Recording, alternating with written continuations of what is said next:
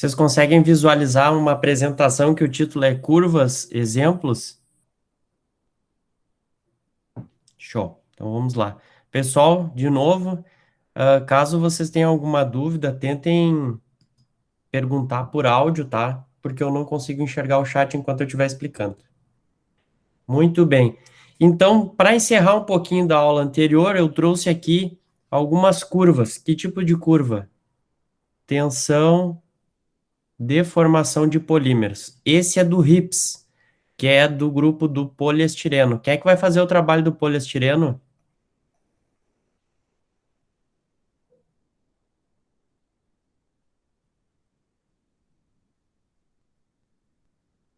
Eu acho que é eu, professor.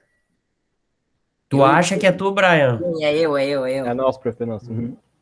Muito bem, tinha que ter certeza. Vamos lá, Brian e sua dupla. Quem é que é a dupla do Brian? Pedro. Pedro, vamos lá, Uhum. vocês dois. Esse polímero aqui, o poliestireno, que tipo de comportamento ele tem? Ele é frágil, plástico ou altamente elástico?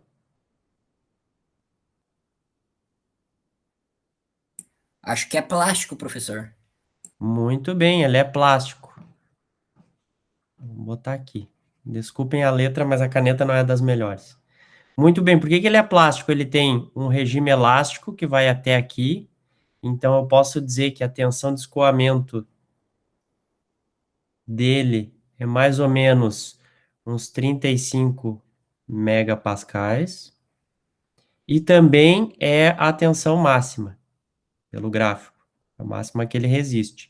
O que que vai acontecer? Depois do escoamento, ele começa a sofrer a deformação. Muito bem. Brian, ele é semicristalino ou amorfo?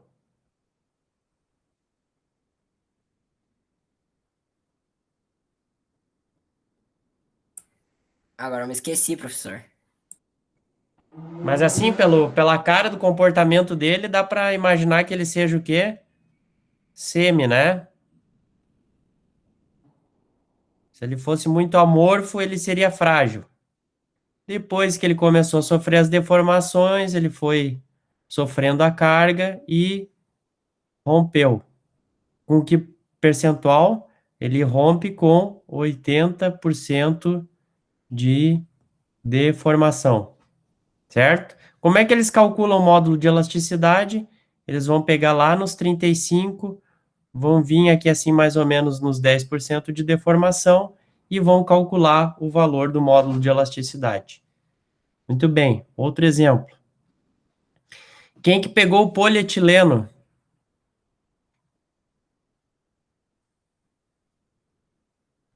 Eu, Eu quem? Daniel, Daniel, ele é frágil, plástico ou altamente elástico? plástico?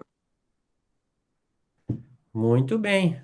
Bem semelhante ao poliestireno que nós vimos anterior. Muito bem. Onde é que acontece o escoamento? A tensão de escoamento dele é mais ou menos em 8 megapascal. Essa tensão de escoamento já é menor do que do poliestireno. E aí, olha a deformação em quantos por cento? Mais ou menos. Deformação máxima, 300%. O que que seria uma deformação de 300%, Daniel?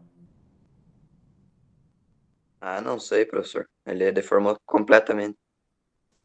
Muito bem, essa é a primeira conclusão. O que que a gente pode dizer que quando uma coisa aumenta 300%, que mais ou menos aumentou em 3 vezes o comprimento inicial do corpo de prova, certo? E com baixíssimas tensões. A tensão máxima que ele resistiu é um pouquinho mais do que 8, no máximo 9 megapascal. Isso é só para vocês terem uma ideia. Se eu fosse fazer no mesmo gráfico que tem essa linha azul representando o polietileno de baixa densidade, eu fosse fazer um alumínio, vocês iam dizer assim, ó, o alumínio ia sair para fora do gráfico e não ia aparecer. Só para vocês terem uma ideia. Mais ou menos assim. Vou trocar a cor aqui. Vou colocar como verde. Se eu colocasse um alumínio, o alumínio seria mais ou menos assim na escala. Viram o tamanho da diferença? É muita diferença. Até tem que diminuir. Na realidade, o alumínio faria aqui. Por quê? Porque a deformação do alumínio é bem menor, mas a tensão de escoamento dele é muito mais alta. E esse poliestireno aqui, Brian, de novo, ele tá plástico ou ele tá beirando frágil?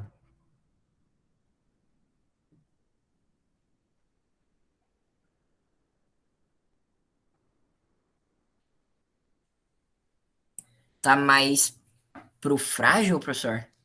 Muito bem, ele tá bem mais pro frágil. O que deve ter acontecido? Esse é um polímero que ele pode, dependendo da conformação dele, mudar o comportamento. E aí percebam, olha a diferença já, Brian, ó.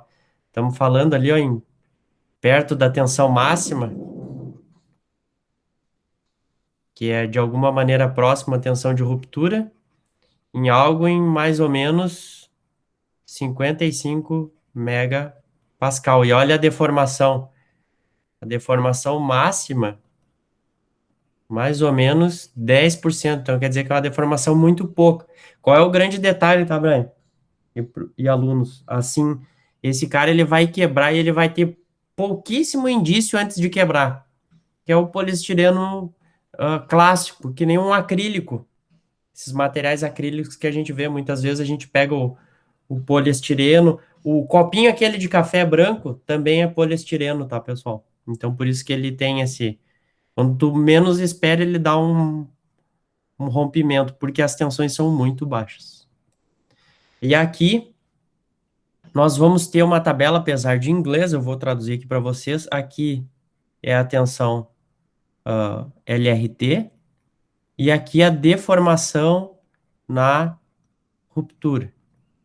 E aí vocês vão ver aqui, ó, poliestireno, tensão de escoamento, mais ou menos 50, PMMA, PVC, a diferença dos valores. Aí quando eu vou para os semicristalinos, eu tenho aqui o polietileno de alta densidade, o PP, o PTFE, a poliamida 6,6.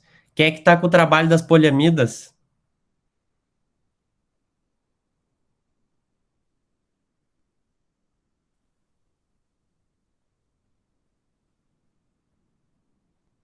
Eu, professor. Por que é poliamida 6,6?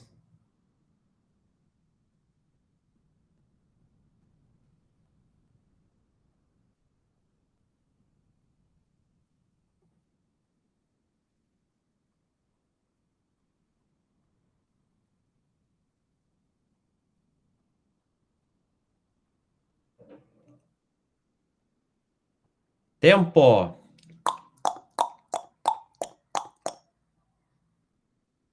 Não sabe? Diz. Bah, não sei, professor. Então tá, isso tem que estar no teu trabalho para tu explicar para os colegas. Tá.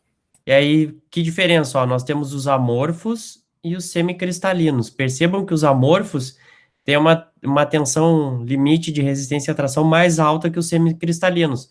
Em compensação, eles rompem em percentuais mais baixos do que os semicristalinos. Peguem o polietileno, por exemplo. É 30 megapascal, mas o alongamento, né, o tamanho lá no final, na ruptura, é quase 6 vezes o tamanho inicial. Já aqui nos termofixos ou termorrígidos, nós temos o que? A resina fenólica, a resina epóxi e as resinas de poliéster.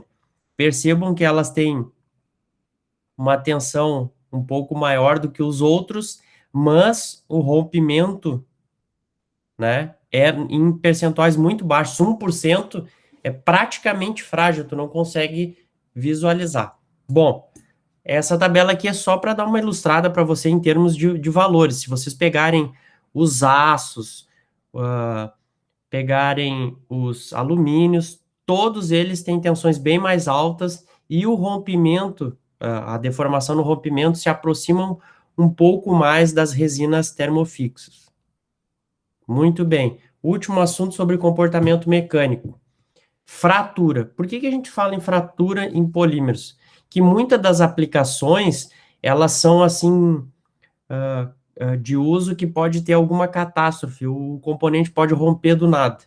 E aí a resistência desses materiais é bem mais baixa do que de metais e de cerâmicos. Existem dois modos de fratura, o frágil e o dúctil. Então, via de regra, o polímero que é termofixo ou termorrígido, ele só tem o modo de fratura frágil. Como é que eu posso caracterizar esse modo de fratura frágil? O meu componente, a minha peça de polímero termorrígido, ela simplesmente quebra e não me dá nenhum sinal de que vai romper.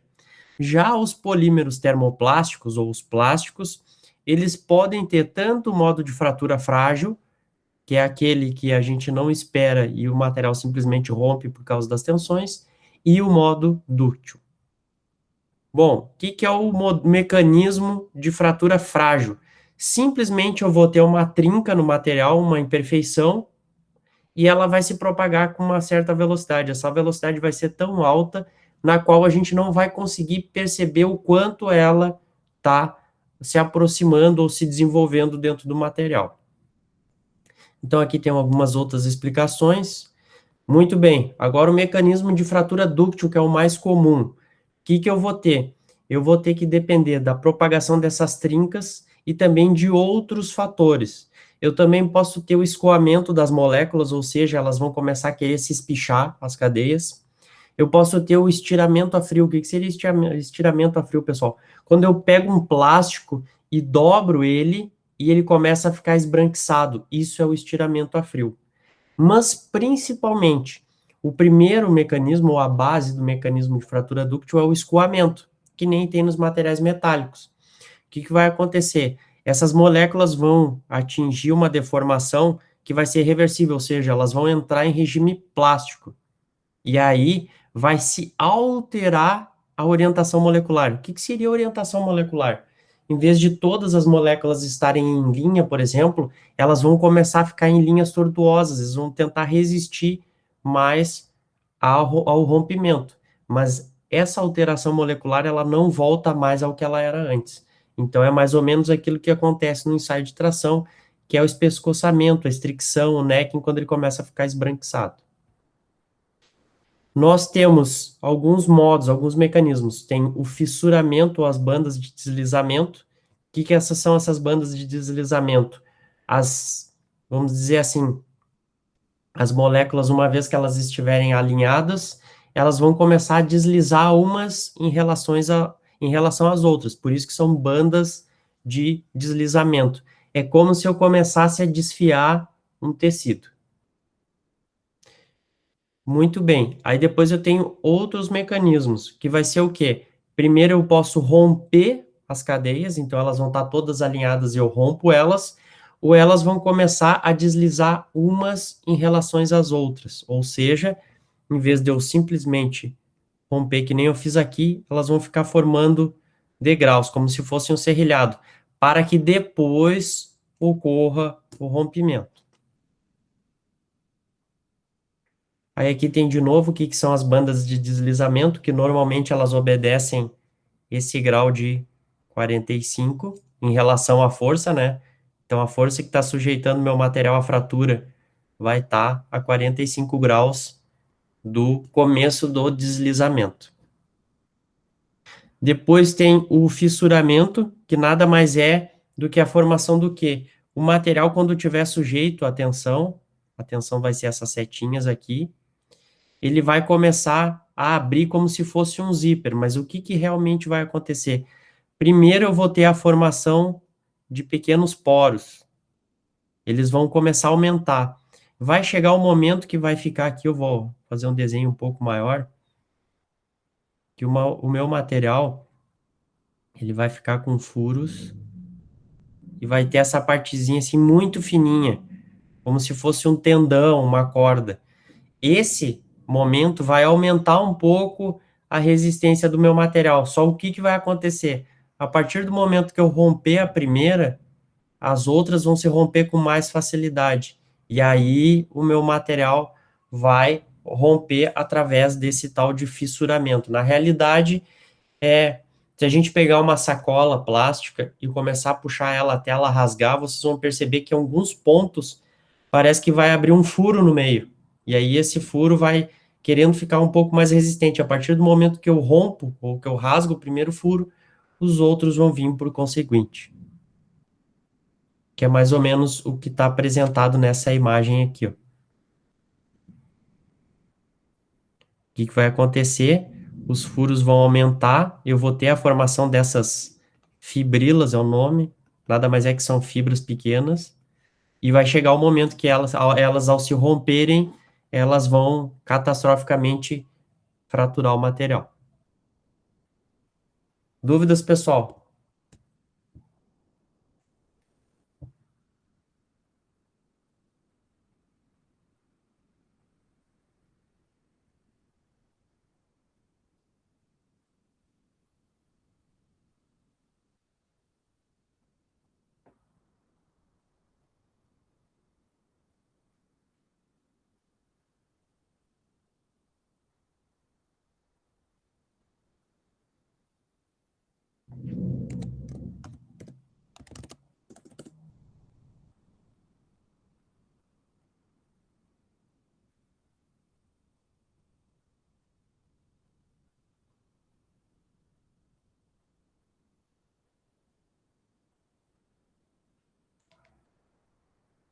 Demais, vocês têm dúvida? Vi que só o Pedro me respondeu.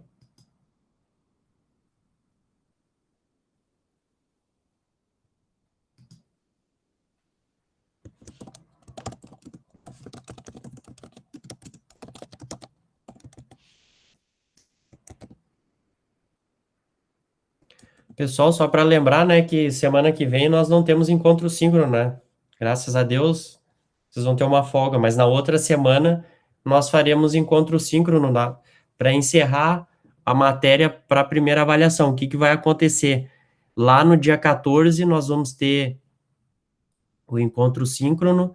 Ao final do encontro síncrono eu libero a avaliação no Moodle e ela fica disponível mais ou menos por 5 dias, certo? Aí é a primeira avaliação do primeiro trimestre.